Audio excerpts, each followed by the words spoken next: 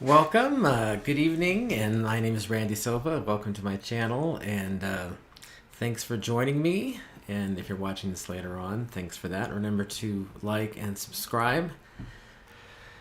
Last week we talked about how context is important to interpreting passages, especially the Bible.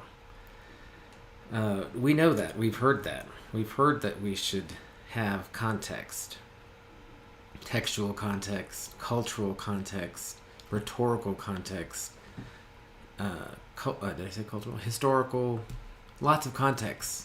The more context you have, the better chance you have of interpreting some type of literature, like the Bible. Now, when it comes to the Bible, cultural and historical contexts are very important because it was written 2,000 years ago. That's a long time ago. Lots have changed in the last 2,000 years. Excuse me. And it was written to a culture, the Jewish culture, which is arguably one of the most unique, different types of cultures that has ever existed.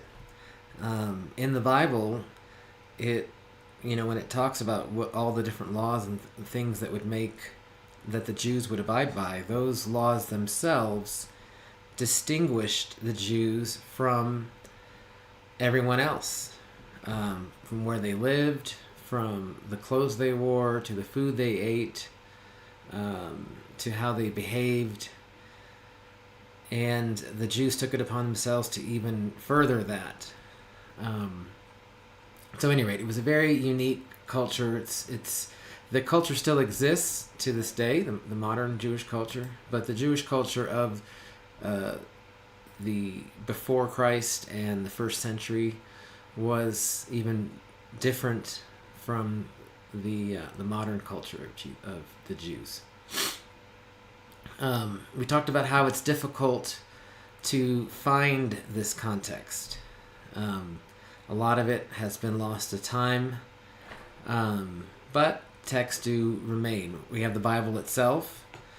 Parts of the Old Testament, for instance, can be used to interpret the New Testament. There's hints within the passages of the New Testament that talk about the Jewish culture.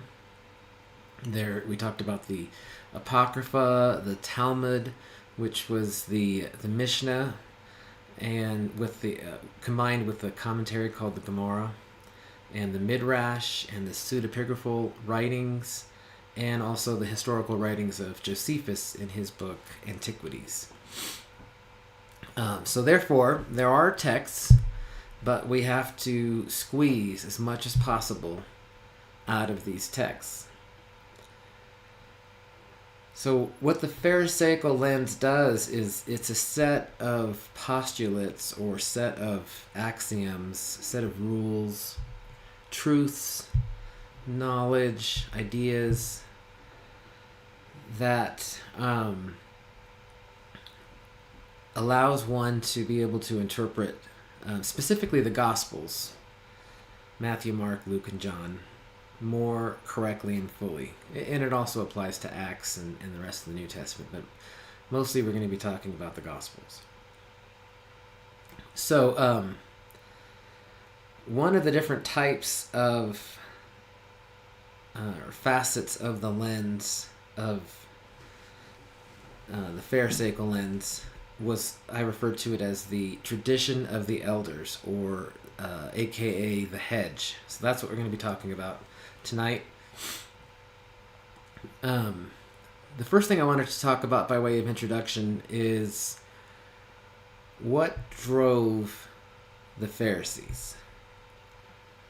What was behind the why of the Pharisees? Oftentimes, we've seen all kinds of movies and stories, and we've read the stories in the Bible of the Pharisees, and they're almost always presented in a negative light, as these ultra hyper religious hypocrites. But that's part of the Pharisaical lens is understanding the Pharisees and thinking like a Pharisee. So the main thing that drove them was the punishments that the Jewish nation had endured in the past. So much of the Bible is dedicated to showing how the Jews weren't able to obey the Mosaic law, and as such, the curses rather than the blessings that God had prescribed would befall them. And we saw that befall them. One of them being this idea of being exiled, and so we saw and destroyed by other nations. So we saw them enter the promised land, and that was a good thing. But then they weren't there for very long before the northern part of the country was taken over by the Assyrians, and they were the 10 tribes in the north were kicked out. And then later the 2 southern tribes of Judah, so the area of Judea then was also exiled. And we read about that, for instance, in the book of Daniel and Ezra. Excuse me. So, it was for the sake of the nation, therefore, that the Pharisees took it upon themselves to police all of the Jews. That's very much a New Testament or New Covenant or modern way of thinking that, I will be judged by God by what I did. But imagine thinking in a different way of that I will be judged by God by what my community does or what my nation does. That would be terrible. But it was the case for the Jewish people. There were what are called corporate laws or corporate punishments that if the community as a whole did not obey the laws, then the community as a whole would suffer some of the punishments. And so the Pharisees took it upon themselves to be the policemen. I should also note that once the Pharisees were exiled, one of the aspects of being exiled is you're taken over by another nation, and they either install what's referred to as a puppet king, or you just don't have a king at all. You have no ruler. Your ruler is the king of the other land, the one that took you over. And so, since the Jews couldn't have kings anymore, the religious leaders then started to take over, have more power than they otherwise would have had. And so that's another reason why the Pharisees and the Sanhedrin and the Sadducees were able to acquire so much power.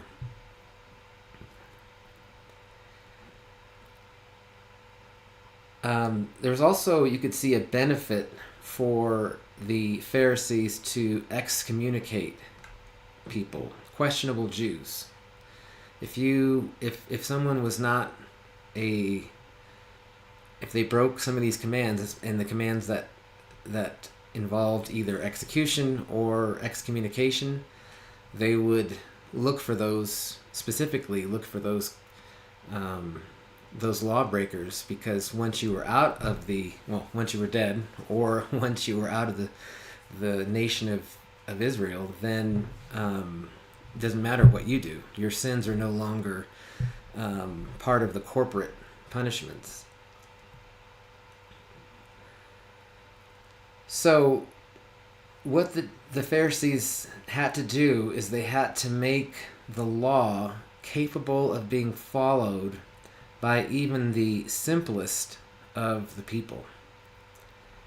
And to that end, they found that it would be very beneficial if rather than enumerating all the different laws, rather than doing that, if you could come up with a set of life principles or traditions of how to live your life that you would just sort of recite to yourself. You would know them, you would memorize them. It would be part of your the oral tradition. If you could follow those, then one would never come within the bounds of breaking any of the actual laws. And as I've mentioned, this is called the tradition of the elders. And you can find that in Matthew 15:2 and Mark 7, verses 3 and 5. You see the name, the tradition of the elders. So it was an oral tradition, and eventually it was written down in 200 AD in the Mishnah. See, it was also important for the Pharisees to identify the Messiah. He would clean up any of the disputes that the various Pharisaical sects had about the interpretation of certain laws. And they also believed that the Messiah would take the reins, so to speak, from them, and that the Messiah then would take on this burden of being responsible for the nation. And it was also of the utmost importance to identify the real Messiah and not some imposter. So let's talk about a couple examples of hedges. And the first hedge comes very early in the Bible, well before the Pharisees. And what this shows is that it's human nature.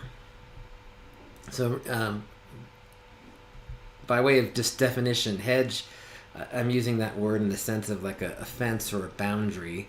Oftentimes it's made from bushes, but the idea is it's a fence or a wall, a boundary that keeps you from getting inside. And what's inside is a law of Moses.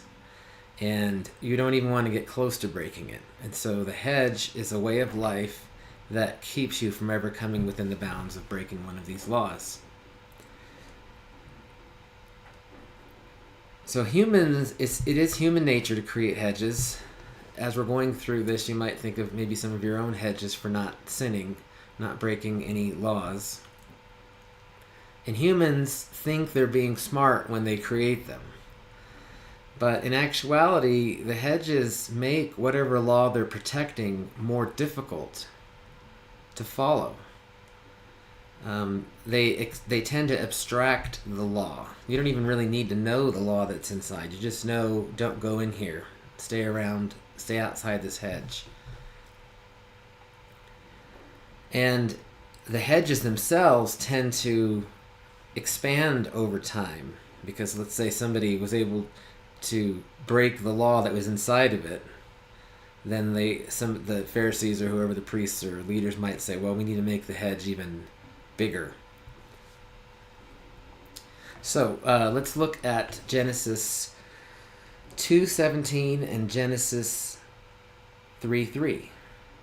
So Genesis 2:17, that's the first law. It was the law of the garden, in the era of the garden.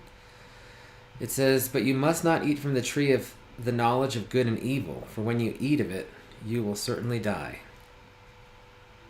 So the law is, don't eat from a specific tree, the tree of the knowledge of good and evil. And there's the punishment. You will die.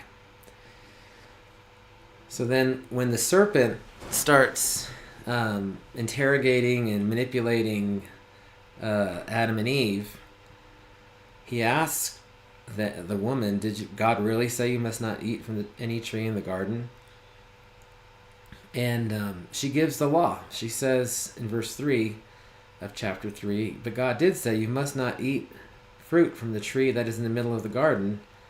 You must not touch it or you will die. Now the tree of the knowledge of good and evil was in the middle of the garden, but it was next to the tree of life. So they were not only allowed to eat from the tree of life, but it was necessary for them to eat of the tree of life. But they weren't supposed to eat from the tree of the knowledge of good and evil. So you have to ask yourself, how did it go from what God said in Genesis 2:17 to what Eve got in Genesis 3:3?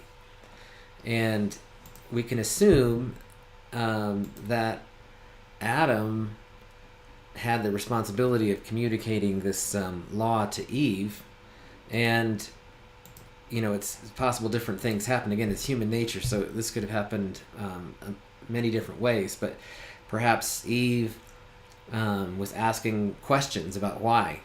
Well, why can't I eat from that tree? And Adam didn't have the answer to these questions. God just gave him a simple law: don't eat from the tree of the knowledge of good and evil. So it makes sense then at some point that Adam would just say, you know what, just don't even touch the tree of the knowledge of good and evil. And then perhaps it got expanded to just don't even go to the middle of the garden. Because if you think about it, picking and eating fruit from the tree is a very specific thing that you don't accidentally do. I mean, you really have to go up to the tree, find a fruit of it, pull it off the branch, and then bite into it. But touching the tree, you're getting close to the trees in the middle of the garden, you could do that accidentally. You could forget and just kind of walk through it, or you might trip and fall and touch the tree. So you can see how this hedge that they had created would make this one law even harder to follow. So rather than just not eating from the tree, it's now you can't even touch the tree, and now you just don't even touch any of the trees in the middle of the garden. And so you can see how this one hedge was created and how it was expanded. And it didn't work. Because the serpent was able to say, use something that was true, that their eyes would be open and that they would be more like God. And that was enough for Eve and Adam to eat from the tree. Okay, so let's look at another example in the New Testament, John chapter 9.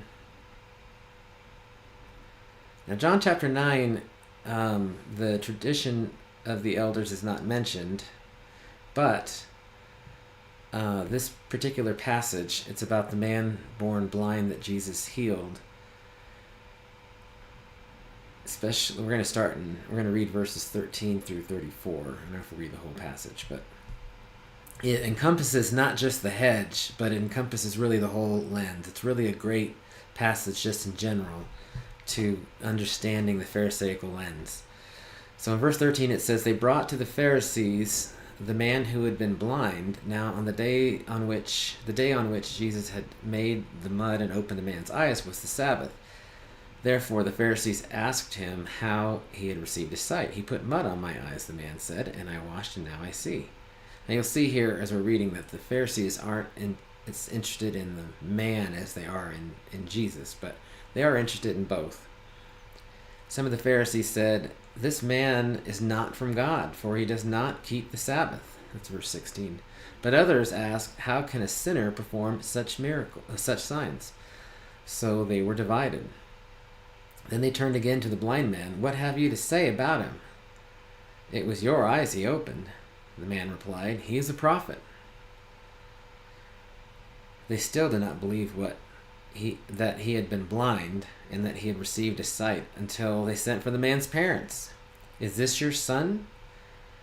They asked. No parent wants to hear that from some authority like a teacher or a principal. Is this your son? Let's see, where was I? Is this your son? They asked. Is this the one you say was born blind? And also keep in mind and keep track in this passage. Sorry for interrupting this passage, but that the fact that he was born blind is actually very important. It's not just that he was blind; he became blind, but that he was born blind. How is it that he can see? We know he is our son, the parents answered. And we know he was born blind, so those are two pieces of information. You can see this is like a trial. But how he can see now, or who opened his eyes, we don't know. Ask him. He is of age. He will speak for himself. His parents said this because they were afraid of the Jewish leaders, who had already decided that anyone who acknowledged that Jesus was the Messiah would be put out of the synagogue, that is, excommunicated. That was why his parents said, "He is of age, ask him." A second time they summoned the man who had been blind, so they kind of ran out of on that track of talking to his parents. So I bring the blind man back in. This is verse 24. "Give glory to God by telling the truth," they said. "We know this man is a sinner." He replied, "Whether he is a sinner or not, I don't know. One thing I do know, I was blind and now I see." Then they asked him, "What did he do to you? How did he open your eyes?" He answered, "I have told you already, and you did not listen. Why do you want to hear it again? Do you want to become his disciples too?" Then they hurled insults at him and said, You are this fellow's disciple. We are disciples of Moses. We know that God spoke to Moses, but as for this fellow, we don't even know where he comes from." So the man answered in verse 30, "Now that is remarkable. You don't even know where he comes from, yet he opened my eyes.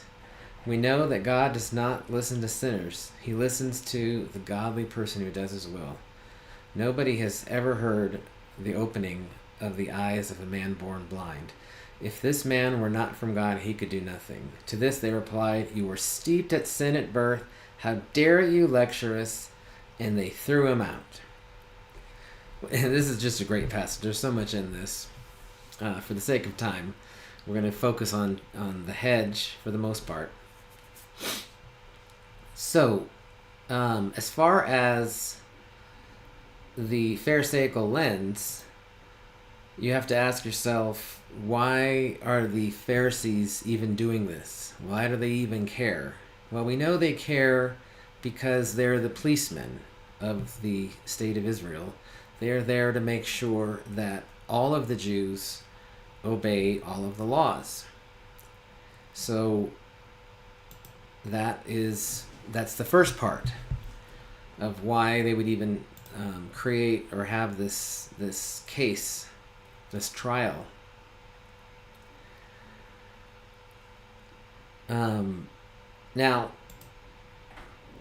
the other part of why they're interested in particular was work done. So work was possibly done on the Sabbath, and that would be a violation of the Sabbath law, and that is punishable by death.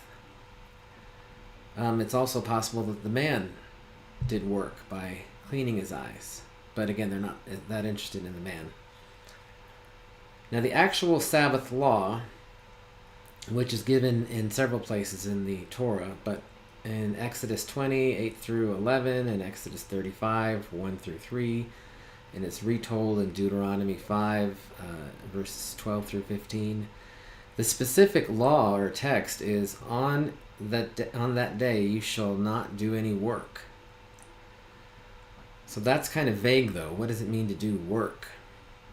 So I work on a computer, and I do software programming.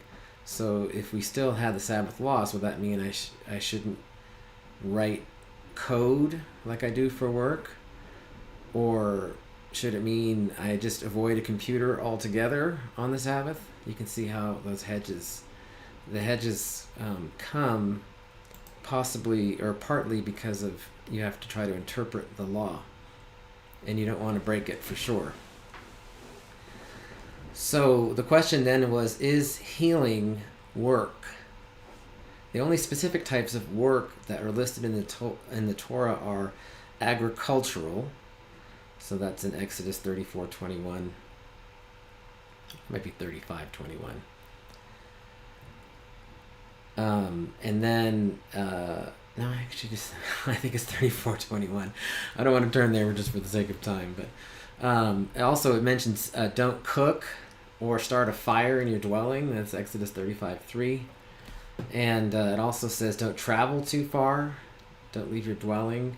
Exodus 16:29. That's actually not necessarily like the giving of a law, but it's in Exodus, and so they would look at that. So most of the people in the community at this time were farmers. That was really true all the way up until very recently. So the fact that it talks about specific agricultural things like harvesting and planting and threshing makes sense. But there were still lots of people like the Pharisees who were not farmers. And so the Pharisees had to interpret what it means to work in a more general sense. And Nehemiah 13:15-16 is a good example of that. It shows how the Jews considered really any type of commerce work, so buying or selling. And the fact that the Pharisees were conducting this trial says that they weren't sure whether healing was a work or not. And that's why it says in verse 16 that they were divided. So not only did this man have to obey the law, but more importantly, the Messiah had to obey all the laws. And so here are the Pharisees. We can see now that they, not only are they policing the nation, but they also have given themselves the responsibility of identifying the Messiah to the masses. And the Messiah had to obey all the laws, and so if he violated this law, he could not be the Messiah. You'd think that if someone were claiming to be the Messiah, they would, walk on eggshells, and they would even create a hedge even wider than the Pharisees. But that's human thinking. Jesus, as God, knew the exact law, what it means to do good and evil, and so he would get close to these laws. Excuse me. Intentionally. He would try to provoke or evoke, as we'll see. Excuse me. So he had to obey the laws or he wouldn't be the Messiah. And then not only, so breaking the Sabbath law was punishment for death, but also claiming to be the Messiah and not being the Messiah, so being an imposter, would be committing blasphemy, and also he would need to be killed for that. So there's lots of reasons why he'd need to be killed. But to execute somebody, you need 2 or 3 witnesses, which that's in Deuteronomy 19:15. So that you can see why they're pulling this trial together and getting the man and his parents. Now, for the man to be his own witness, he couldn't be a child. So at 13 years old, when you had your bar or bat mitzvah, then you became an adult. Before that, though, your parents are responsible for you. So you can see why they kind of defer to his parents, but it's not correct because he's his own man. But you can see why the parents just give some information, and then they say in verse 21, he is of age. Now, the healing of a man born blind was one of the 3 messianic miracles, which we'll talk about, I believe, next week. And this is why it says in verse 32, nobody has ever heard of anyone opening the eyes of a man born blind. So presumably someone had heard of somebody being healed of blindness who wasn't born blind, but being born blind was seen as a sign of divine judgment, that either the parents or somehow the fetus had sinned. And this is another reason why they brought in the man's parents. So if you look earlier on in verses 1-3 of chapter 9, it says, as he went along, he saw a man blind from birth. The disciples asked him, Rabbi, who sinned, this man or his parents, that he was born blind? Jesus says, neither this man or his parents sinned, but this happened so that the works of God might be displayed in him. So you can see how the people saw. So it wasn't until at the end of the passage in verse 34 that the Pharisees do conclude that it was this man who had sinned. You were steeped in sin at birth. Then you also see the man kind of toying with the Pharisees. He says in verse 27, do you want to become his disciples too? But really he's asking them, have you come to the conclusion that this man is the Messiah? Because if he was the Messiah, then immediately all of the priests and rabbis would become followers of him, of the Messiah. And also, if this they twist his words and they make, because he says two, do you want to become one of his disciples too? So they say, oh, well, you must be one of his disciples. And so now we can explain away that miracle, because obviously if you're one of his own, then you're in on it. So we're running out of time, but let's look at Mark chapter 7. So this is the hedge of washing hands. In Mark chapter 7,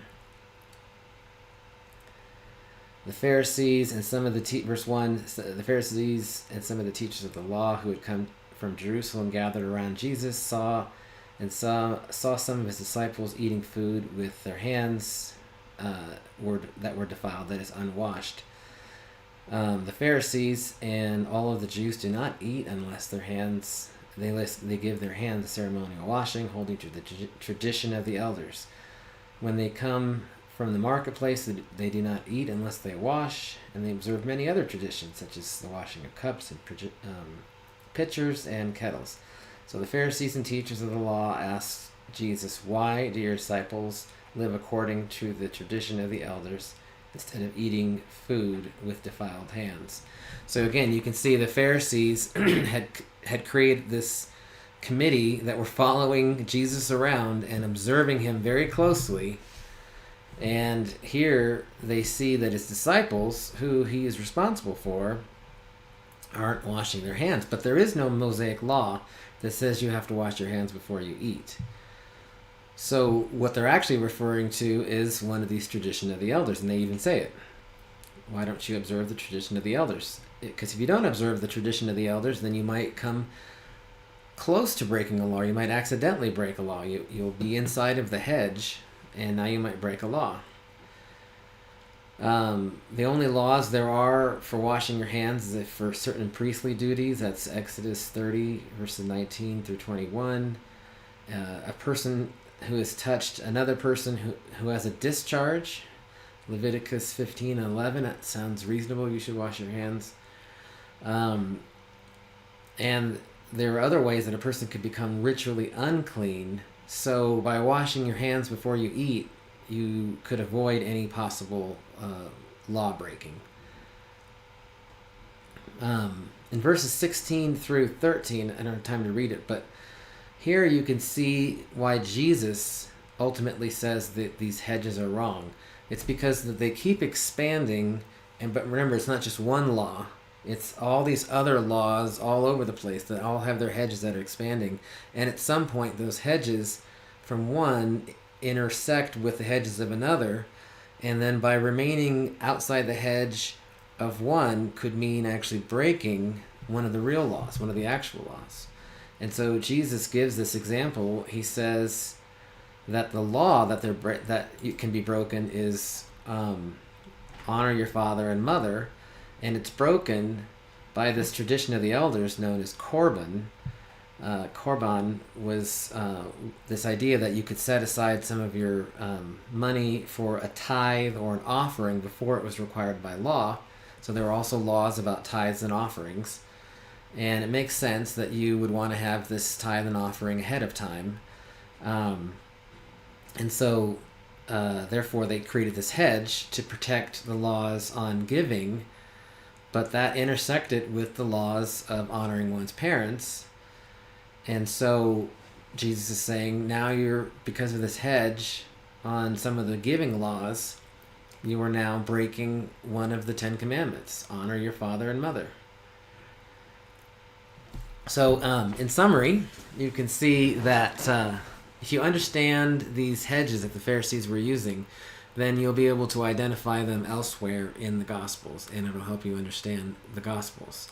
And you also might be able to identify some of the hedges that you have in your own life, or hedges that your church that you go to might create, so that you don't break any laws, quote unquote, of the new covenant. And thanks again for joining. Remember to like and subscribe. And next week we'll be talking about the 3 messianic miracles, or the 3 miracles of Jesus.